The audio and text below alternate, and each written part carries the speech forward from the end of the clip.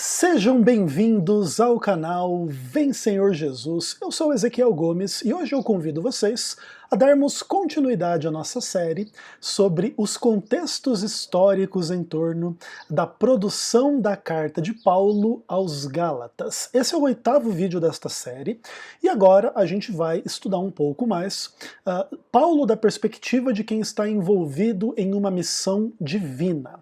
O material base das nossas reflexões nesse momento da nossa série é o material do Jerome Murphy O'Connor, estudioso católico, chamado Paulo Biografia Crítica. E agora nós estamos analisando o capítulo 8 desta obra, tá bom?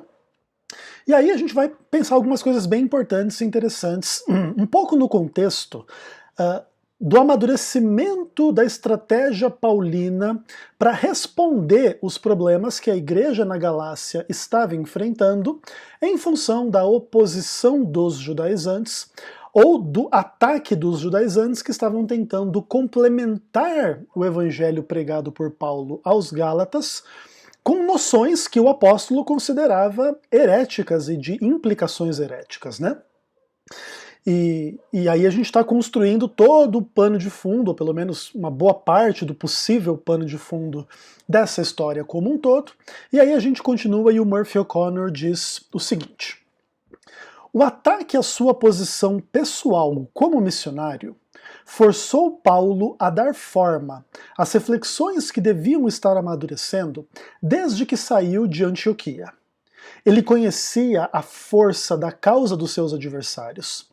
De fato, aceitara a missão da igreja antioquena, e sua participação na delegação enviada a Jerusalém, conforme relatado em Gálatas capítulo 2, versos 1 a 10, era, no mínimo, um reconhecimento implícito da autoridade da igreja-mãe. Agora tornava-se imprescindível para ele justificar a independência que lhe fora imposta pelas mudanças em Antioquia. Então eu já expliquei para vocês nos vídeos anteriores desta série que o Murphy O'Connor tem uma tese particular como pano de fundo do desenvolvimento da história de Paulo, tal como narrada no livro dos Atos dos Apóstolos e nas suas cartas, tá bom? Então a ideia é que Paulo, após a sua conversão, em algum momento vai parar na igreja de Antioquia, e na igreja de Antioquia ele vai ser separado para a missão junto de Barnabé e outros companheiros. E na pregação do evangelho, nessa primeira viagem missionária, como depois vai ser conhecida, Paulo era financiado pela igreja em Antioquia. Mas cedo ou mais tarde, Paulo vai participar de uma delegação da igreja de Antioquia para ir para Jerusalém, o que mostra um pouco da conexão, né, entre Paulo e a igreja de Antioquia. E de alguma forma, então, fica implícito, ou bastante explícito, que Paulo era um missionário conectado a uma comunidade, a uma igreja. Entretanto, a tese do Murphy O'Connor é que, depois que Paulo sai para sua primeira viagem missionária, de alguma forma os membros líderes da igreja na comunidade em Antioquia começam a desenvolver uma visão mais judaizante do evangelho. E eles vão, então, andar nos rastros de Paulo para complementar o evangelho que Paulo pregava com as noções da circuncisão e outras sensibilidades da história e da lei, entre aspas, judaica, tá?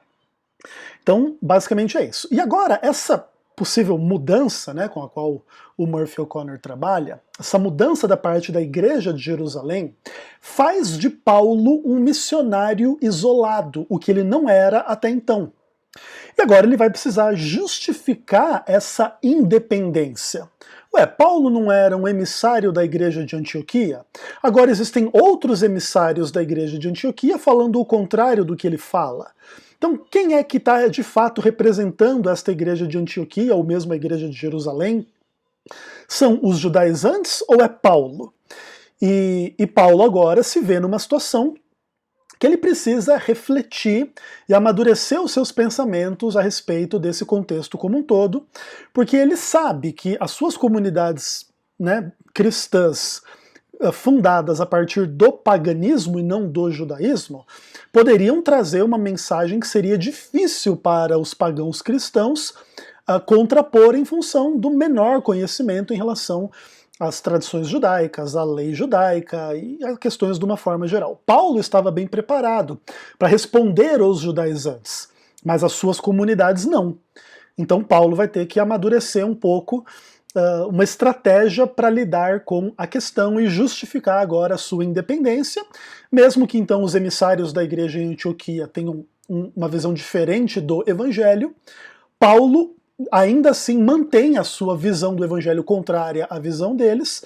Agora ele é um cara independente.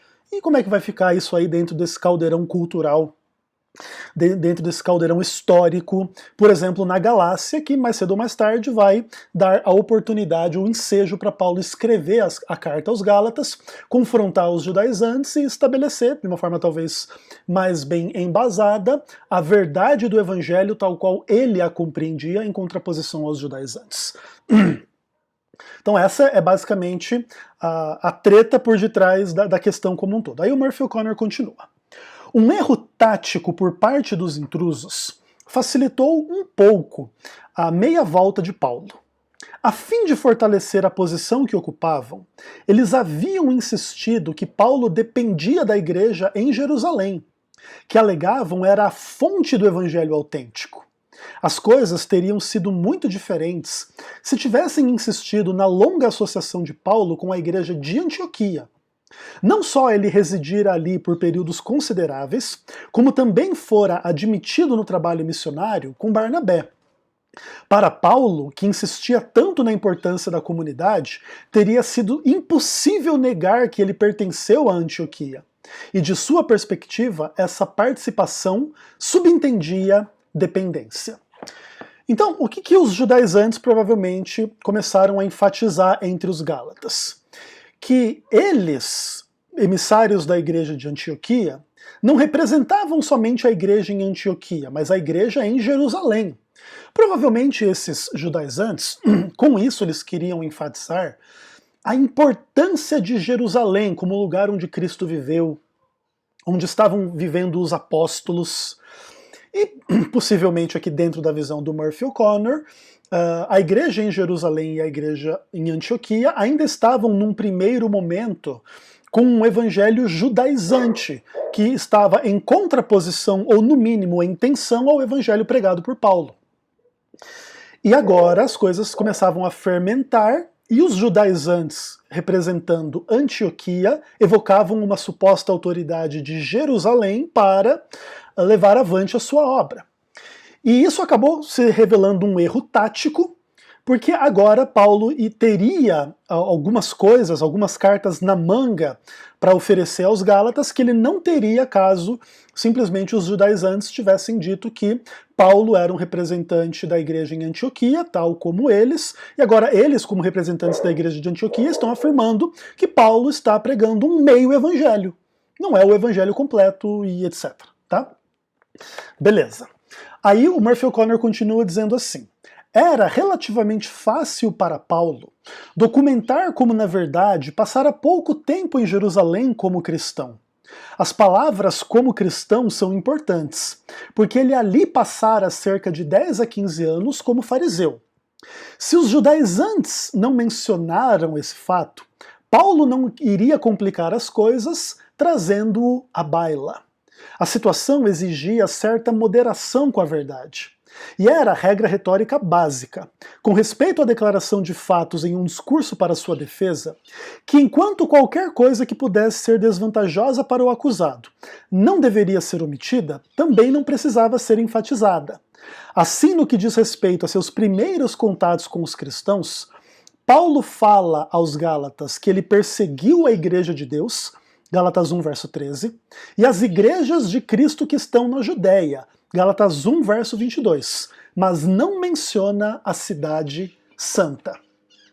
Então é o seguinte, se supostamente a autoridade do evangelho judaizante vem de Jerusalém, Paulo teria mais facilidade de se desvencilhar da igreja de Jerusalém.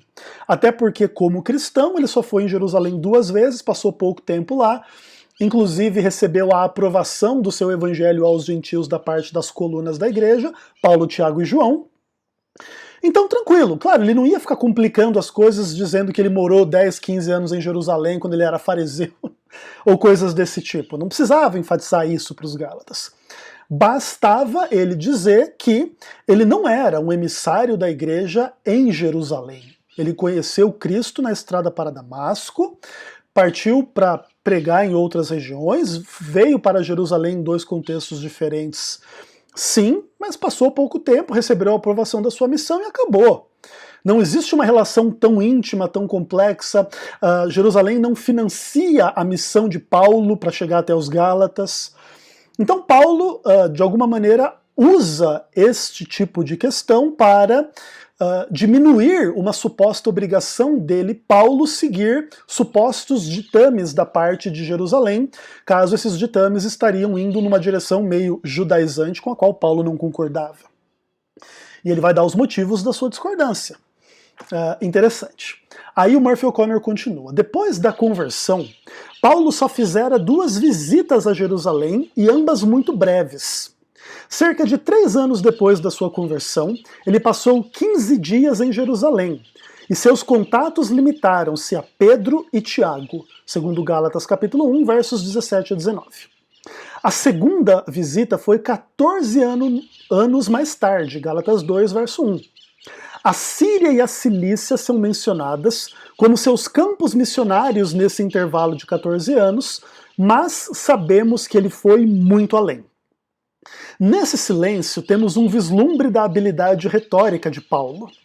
Quintiliano, que era um escritor pagão que ensinava retórica, aconselhou os oradores: sempre que uma conclusão da ideia suficientemente clara das premissas, precisamos nos contentar em ter dado uma indicação que permitirá ao nosso público entender o que deixamos de dizer. É precisamente porque Paulo tinha estado com os Gálatas e se dirigia para o oeste, quando os deixou, que podia se permitir não mencionar seus movimentos. Essa descrição deixaria sua apresentação mais convincente, porque revelava uma segurança que transmitia um poder persuasivo próprio. Apresentar detalhes que, do ponto de vista dos Gálatas, eram desnecessários, podia dar a impressão de ansiedade. A suposição do conhecimento compartilhado podia lisonjear os leitores. Olha que questões interessantes o Murphy O'Connor traz para nossa atenção aqui. Então Paulo, de fato, foi 2 vezes a Jerusalém, mas passou pouco tempo em Jerusalém nessas 2 ocasiões. E Paulo simplesmente diz que enquanto ele foi, aliás, no intervalo entre a primeira e a segunda ida dele a Jerusalém, ele pregou o evangelho na Síria e na Cilícia, 2 lugares mais afastados, vamos pensar assim. Segundo Murphy O'Connor, Paulo foi a muitos outros lugares nesses 14 anos do que somente nesses 2. Mas ele não fica dando um relato muito detalhado, porque poderia ser irrelevante e poderia passar uma impressão de ansiedade, como se Paulo tivesse que dar relatório para os Gálatas. Tipo assim, você encontra seu chefe e ele pergunta pra você: onde você tem estado? Aí você começa meio que tremendo: não, eu fui no mercado, aí depois eu fui ali no escritório do fulano, aí eu passei, não sei o quê. Fica dando muito detalhe, dá uma impressão de insegurança e ansiedade. Paulo não, diz: olha, eu fui pra Síria e pra Cilícia. E basicamente o que acontece? Paulo havia estado entre os Gálatas e partiu para o oeste. Então a ideia é que os Gálatas deveriam saber para onde Paulo tinha ido, ou pelo menos na direção da que Paulo tinha ido. Então Paulo não precisava ficar dando detalhes para eles onde é que estava, em cada lugar que tinha passado, o que tinha acontecido. Simplesmente Paulo dá uma visão ampla e meio geral dos acontecimentos, inclusive trazendo os Gálatas meio que, entre aspas, para perto dele. Vocês não sabem que eu fui para o oeste? Então, eu estou aqui no oeste, pregando o evangelho. Assim como eu preguei entre vocês, eu estou pregando entre outros. E o evangelho está crescendo, Deus está abençoando, e os milagres que aconteceram quando eu estava aí estão acontecendo aqui também. E os Gálatas poderiam ficar felizes com esse tipo de perspectiva mais resumida, que dá uma impressão de que Paulo é companheiro deles e eles companheiros de Paulo nessa viagem de Paulo ao oeste. Basicamente é esse tipo de questão e situação que o Murphy O'Connor está chamando a nossa atenção aqui. Aí ele continua dizendo assim: embora nada fosse dito sobre seu relacionamento com a igreja de Antioquia, Paulo tinha de antecipar essa opção, assegurando desde o princípio que seu mandato apostólico não vinha da parte de homens, nem por homem algum. Gálatas 1, verso 1. Inclusive ele começa a carta dizendo: Paulo, apóstolo de Jesus Cristo, não por meio de homens. Ou seja, Paulo é um apóstolo independente, independentemente de Antioquia, independentemente de Jerusalém, ele é um apóstolo de Jesus. Olha que legal, hein? A estratégia de Paulo, colocando a si mesmo como em missão divina, não como na missão de representar o entendimento de uma igreja humana, seja Antioquia ou Jerusalém. Assim, Paulo se coloca acima das críticas dos seus adversários. Aí ele continua aqui: sua missão não derivava de nenhuma comunidade, nem de nenhum chefe religioso, mas vinha diretamente de Jesus Cristo, cuja autoridade era garantida por sua ressurreição dos mortos. A inferência subentendida era que só Jesus tinha o direito de julgar se Paulo era um mensageiro fiel ou não. O caráter milagroso da conversão de Paulo não era algo que seus adversários pudessem negar. Os Gálatas também estavam cientes de que os primeiros contatos de Paulo com os cristãos tinha sido como perseguidor. Lá em Gálatas 1, verso 13, ele diz: vocês lembram que eu falei para vocês que eu persegui a igreja de Deus? Então, os Gálatas tinham um tipo de noção de que Paulo era um judeu que se tornou cristão no contexto de uma revelação de Jesus Cristo, tá? Então é por causa dessa revelação de Jesus Cristo, dele ter visto Jesus ressuscitado e tudo mais, é que Paulo derivava a sua autoridade apostólica, porque foi Jesus que apareceu para ele e enviou ele para pregar aos gentios. Então, não é o emissário da igreja em Antioquia, ou da igreja em Jerusalém, ou de qualquer igreja em qualquer lugar, que iria julgar se Paulo estava correto ou não. Quem ia julgar era o próprio Cristo que chamou Paulo para ser apóstolo, que chamou Paulo para pregar. E por acaso Cristo chamou Paulo para pregar heresia? E se de fato Paulo estaria pregando heresia, quem ia julgar isso era Cristo e não os emissários da igreja em Antioquia ou em Jerusalém. Perceba a força da resposta de Paulo aos Gálatas. Ele se coloca como em missão divina, não como em missão humana. E isso é muito importante dentro desse contexto, para ele inclusive resguardar a autoridade das coisas que ele diz no contexto, né, da sua comunicação com os Gálatas. O que Paulo está dizendo é instrução divina, não meramente opinião humana.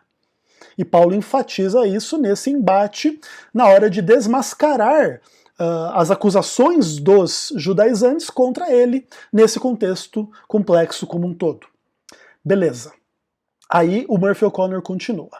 Entretanto, seus adversários podiam assegurar que para o conteúdo do evangelho Paulo dependia da tradição cristã que Jerusalém representava com muita autoridade. Prevendo essa objeção, Paulo insistiu que este evangelho que ele pregava não é de inspiração humana. Aliás, não é por um homem que ele me foi transmitido ou ensinado, mas por uma revelação de Jesus Cristo. Aqui seria fácil acusar Paulo de ser um pouco menos do que sincero, porque ele aprendera com as comunidades cristãs de Damasco, Jerusalém e Antioquia, na qual ele residiu depois da sua conversão. Entretanto, Paulo estava pensando na essência do seu evangelho independentemente da lei, que, como vimos, brotava diretamente de um novo arranjo das suas ideias, provocado pelo encontro com o Senhor ressuscitado.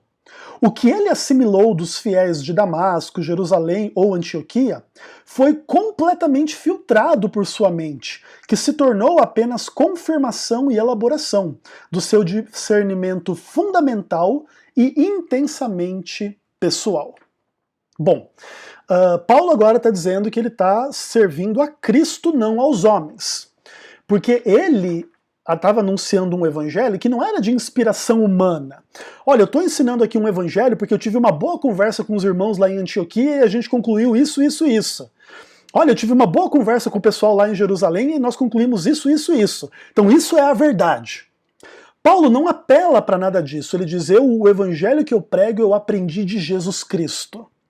E se alguém quisesse dizer que era mentira porque ele tinha tido contato com as comunidades de Antioquia, de Damasco, de Jerusalém, o que Paulo iria dizer? Veja, o evangelho eu aprendi quando Jesus me apareceu.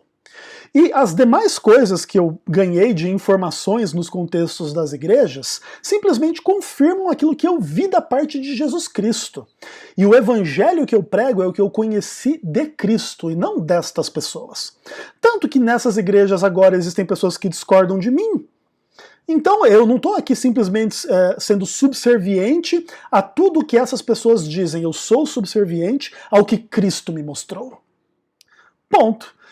Então, o que acontece? Conquanto ele pudesse ser acusado de não estar sendo sincero, porque ele de fato tinha tido contato com a comunidade cristã, não somente com Cristo. E nesse contato com a comunidade ele poderia ter aprendido algumas coisas que, talvez ele não soubesse. Mas a força do que Paulo evoca é a sua experiência na estrada de Damasco com Jesus Cristo.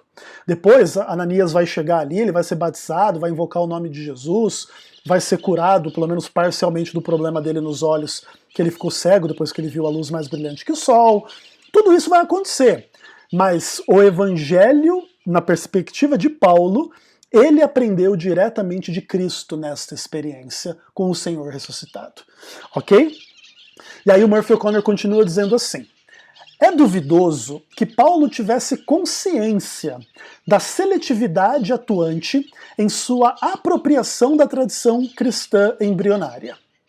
Onde ela se harmonizava com sua perspectiva, era integrada. Mas o que não se enquadrava era ignorado, mesmo sem ser repudiado. Assim, por exemplo, no início, ele não fazia objeção a que seus convertidos judeus continuassem a observar a lei, mesmo em suas comunidades. Estava de acordo desde que não impusessem isso aos convertidos do paganismo. Foi muito mais tarde que ele reconheceu os perigos dessa concessão, e só então a repudiou. Aqui o Murphy O'Connor começa a entrar dos pontos mais polêmicos da experiência de Paulo e do entendimento paulino do evangelho como sendo a parte da lei. Tá bom? Sem lei, fora da lei, e se você tentar seguir a lei, você cai da graça de Cristo. Inclusive isso é o que Paulo vai falar para os Gálatas, e a gente vai ter tempo de trabalhar a teologia, o contexto, as implicações por detrás de tudo isso, sem problema. Entretanto, também é importante vocês entenderem que a discussão sobre esse ponto específico da relação entre Paulo e a lei, seja em Gálatas ou na sua obra de uma forma um pouco mais ampla, é muito mais profunda do que a gente está trabalhando aqui nesse videozinho de 20, 30 minutos, tá? Então, o que acontece? Existem sentidos segundo os quais a justificação pela fé é antítese da prática das obras da lei, sim. Em outros sentidos e em outros contextos, a justificação pela fé é vivida da parte de alguém que cumpre a lei, especialmente no contexto do amor a Deus e do amor ao próximo, que é lei, tá bom? E inclusive a lei com referência ao Pentateuco, que ensina o amor a Deus e o amor ao próximo, tá? E etc. Então, como que as coisas funcionam na relação entre Paulo e a lei como cristão, nas suas cartas e tal, inclusive é motivo de infinitos debates, poderíamos inclusive evocar coisas desse tipo aqui, né? A Nova Perspectiva de Paulo, do James Dunn, material aqui de 800 páginas, onde praticamente não se fala de outra coisa a não ser da relação entre Paulo e a lei. E nós, inclusive, nessa série, vamos ter o momento adequado para tratar um dos capítulos dessa obra aqui, que é o quê? A teologia da carta aos Gálatas, tá bom? Dentro desse contexto aqui a gente vai falar um pouco sobre isso, mas ainda está bem adiante dentro dessa série, não é assim muito imediato que nós vamos analisar esse material, mas vai chegar o momento. Então, o que eu quero dizer para vocês com isso é que é o seguinte: o Murphy O'Connor está dizendo que é duvidoso que Paulo mesmo tivesse consciência de que ele estava sendo seletivo na apropriação da tradição cristã. E ele só estava assimilando realmente aquilo que tinha a ver com a sua perspectiva particular E as demais visões, inclusive, por exemplo, daqueles mais judaizantes, ou que ainda mantinham sensibilidades judaicas que Paulo considerava irrelevantes já nesse momento, o quão Paulo era consciente desta situação, desta apropriação seletiva da tradição cristã, é algo duvidoso. A gente não sabe se ele estava fazendo isso muito conscientemente ou não. Se ele estava muito focado na sua experiência e na sua visão de Cristo, e entendendo esta experiência e esta visão com as implicações anti-judaicas, porque como judeu ele seguia a lei, mas ele perseguia a igreja, então ele perseguia o próprio Cristo, ele perseguia a própria verdade, ele estava inclusive no caminho da perdição, tipo, seguindo a lei. Então o contexto da salvação que lhe aparece na aparição de Cristo, o Salvador, relativiza agora essa questão do seguimento da lei. Você pode seguir a lei e se perder. E agora quem seguir a Cristo não vai se perder, porque ele é o Salvador. E por causa dessa intuição, talvez Paulo estivesse filtrando a tradição cristã a partir da perspectiva judaica e só aceitando aquilo que é, de alguma forma, antítese da lei e deixando uma visão talvez mais holística ou mais ampla ou até mais complicada da relação entre a lei e o cristão, meio que em segundo plano. Nesse primeiro momento, segundo o Murphy O'Connor, Paulo não combate a lei, inclusive nesse ponto ele permite que as pessoas continuem sendo circuncidadas e seguindo meio que a mentalidade judaica, caso elas fossem judeus, né, convertidos ao cristianismo, desde que não impusessem aos pagãos. Mas mais cedo ou mais tarde, essa relação entre gentios e judeus na igreja vai dar treta e Paulo talvez vai precisar ser mais duro contra os judeus para resguardar os pagãos no contexto deles confiarem na sua salvação pela fé em Cristo. Não precisa ser judeu para ser salvo. E isso contextualiza as inúmeras e infindas discussões a respeito desse assunto. Não creio que o Murphy O'Connor tenha a melhor visão a respeito dessa treta como um todo, mas a gente vai ter bastante tempo para trabalhar essas questões com toda tranquilidade. O que importa é entender o contexto por detrás de tudo isso. E, de fato, como é que a coisa está acontecendo na perspectiva da experiência de Paulo. Isso tudo está fermentando para mais cedo ou mais tarde ele sentar e escrever a carta aos Gálatas. E aí o último parágrafo desta sessão, o Murphy O'Connor diz assim: não nos surpreende que Paulo ganhasse fama de excêntrico, o que o surpreendeu e irritou. Entretanto, ele era coerente no que escolhia, positivamente da tradição cristã. Por mais importante que pudessem ser para os outros, o que eles aceitavam ou permitiam, era irrelevante para ele e não subentendia nenhum compromisso da sua parte. Seu foco no que ele considerava essencial era, do ângulo dos outros, uma mentalidade tacanha. O que ele via era claro, mas era muito limitado. Mas a periferia obscura conservava a capacidade de surpreendê-lo.